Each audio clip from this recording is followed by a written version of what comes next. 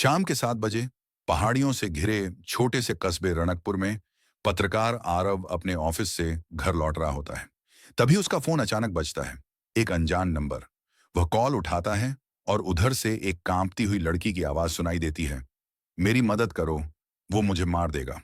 इससे पहले कि कुछ पूछा जाए कॉल कट जाती है। आवाज की घबराहट इतनी सच्ची थी कि आरव को वह कॉल दिल से लग जाती है। अगली रात वही नंबर फिर कॉल करता है। लड़की कहती है, मैं जंगल के पुराने ब्रिटिश बंगले में फंसी हूं, पुलिस पर भरोसा मत करना। और फिर लाइन डेड। आरव अपने लैपटॉप पर लोकेशन ट्रेस करता है। एक पुराना बंद पड़ा बंगला, जहां 5 साल पहले एक लड़की रिया वर्मा के मर्डर की खबर आई थी, लेकिन केस आज तक अनसुलझा था। आरव को कुछ अजीब सा लगता है, जैसे ये कॉल उसी पुराने केस से जुड़ी हो। वह डर और जिज्ञासा के बीच जंगल की तरफ निकल पड़ता है। अंधेरा, हवा की सीटी, सूखे पत्तों की आवाज, सब उसकी टॉर्च की रोशनी में और भी डरावने लगते हैं। बंगले के अंदर कदम रखते ही उसे फर्श पर टहलने की आवाजें सुनाई देती हैं। तभी उसका फोन वाइब्रेट करता है। एक मैसेज, तुम आ गए, चुप रहो, वो यहीं है। आरव का दिल जोर से धड़कने लगता है। वह टॉर्च लेकर धीरे धीरे आगे बढ़ता है। एक कमरे में दीवारों पर चिपकी कई अखबार कटिंग्स दिखती हैं, सभी रिया वर्मा के मर्डर के बारे में। पास में एक पुरानी डायरी पड़ी है। आरव इसे खोलता है। आखिरी पेज पर लिखा है, अगर मुझे कुछ हो जाए तो मेरा कातिल वहीं पकड़वा सकेगा जो मेरी आखिरी कॉल सुनेगा। डायरी की तारीख 5 साल पुरानी, लेकिन कॉल तो आज आ रही है। कैसे? अचानक ऊपर से किसी चीज के गिरने की जोरदार आवाज आती है। आरव डरते हुए ऊपर जाता है। तभी पीछे से कोई साया तेजी से गुजरता है।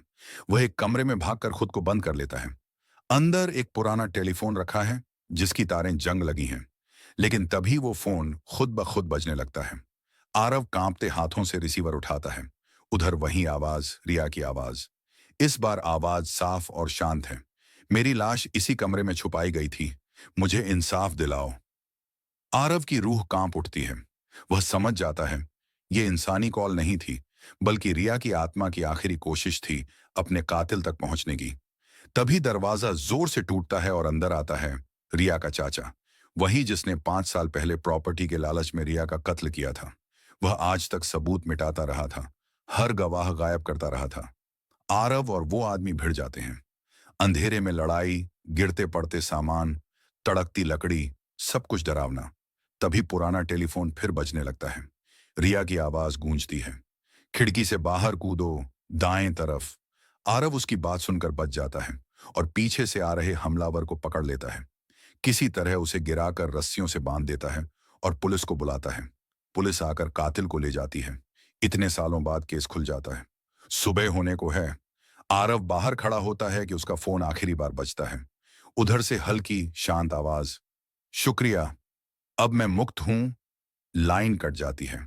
पुराने बंगले में फिर कभी कोई आवाज नहीं आती। आरव आसमान की ओर देखता है। सूरज उग रहा है और किसी की आत्मा को आखिरकार शांति मिली है।